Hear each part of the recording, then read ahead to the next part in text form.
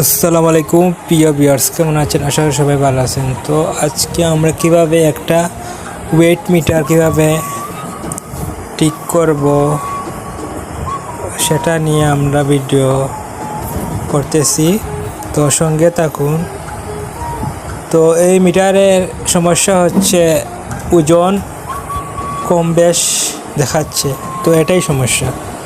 তো মিটারটা রূপ কোথায় আছে সব চেক আপ করা হচ্ছে। তো এই মিটারের রোগ তদন্ত করে দেখা হচ্ছে সারা বডি খুলে পার্টস কোন জায়গাতে সমস্যা আছে সেটা পরীক্ষা নিরীক্ষা করতেছে। তো কিছুক্ষণ ওয়েট মিটারের কাঁটাটা একটু নাড়াচাড়া করে দেখতেছি।